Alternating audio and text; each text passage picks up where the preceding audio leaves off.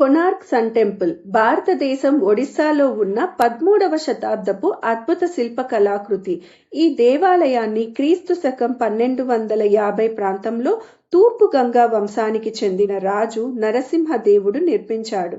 ఈ ఆలయం సూర్య భగవానునికి అంకితం చేయబడింది. దీన్ని ఒక విశాలమైన రథం రూపంలో నిర్మించారు.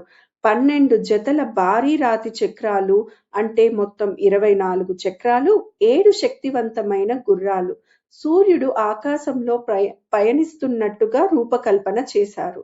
ఇది ప్రస్తుతం యునెస్కో ప్రపంచ వారసత్వ స్థలం. ఈ చక్రాలు కేవలం శిల్పాలు కావు, అవి శాస్త్రీయ అద్భుతాలు. సూర్య గడియారంలా, అంటే సండైల్లా పనిచేస్తాయి. గంటలు, నిమిషాలు కూడా తెలుసుకోవచ్చు. కాలం, ఋతువులు, జీవన చక్రాన్ని సూచిస్తాయి. కొనార్క్ చక్రాలు కాలంకు ప్రతీక, కాలాన్ని నియంత్రించే శక్తిగా సూర్యుడు. ప్రధాన గోపురం 70 మీటర్ల ఎత్తు ఉండాల్సింది, కానీ నిర్మాణం అకస్మాత్తుగా ఆగిపోయింది. కారణాలు: రాజకీయ అస్థిరత, నిపుణులైన శిల్పకారుల కొరత, గోపురం కూలిపోతుందనే భయం. దశాబ్దాల పాటు వేల మంది కష్టపడ్డారు, కానీ పూర్తి అయిన ఆలయాన్ని చూడలేకపోయారు. స్థానిక కథనం ప్రకారం ఆలయ నిర్మాణం చివరి దశలో నిలిచిపోయింది. చివరి రాతి శిఖరం, అంటే కలశం, అమర్చలేకపోయారు. రాజు ఆజ్ఞ ప్రకారం విఫలమైతే శిల్పకారులకు మరణశిక్ష. అప్పుడు ప్రధాన శిల్ప కుమారుడు అయిన 12 ఏళ్ల ధర్మపాదుడు రాత్రి ఒక్కరే ఆ సమస్యను పరిష్కరించాడు. వేల మంది ప్రాణాలు కాపాడాడు.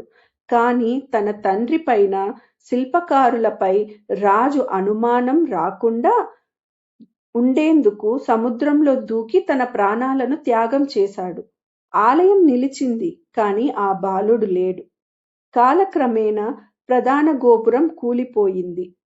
చరిత్రకారుల అభిప్రాయం ప్రకారం పైభాగంలో ఉన్న చుంబక రాయి, అంటే లోడ్ స్టోన్, నౌకల దిక్సూచిని చెడగొట్టేదని, దాన్ని తొలగించడంతో ఆలయ నిర్మాణం బలం తగ్గింది.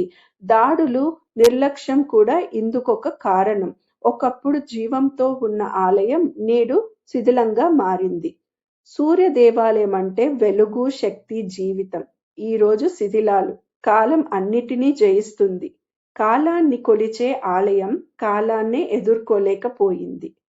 కొనార్క్ కేవలం రాళ్ళు, చక్రాలు కాదు, ఇది శాస్త్రం, త్యాగం, మౌనానికి చిహ్నం.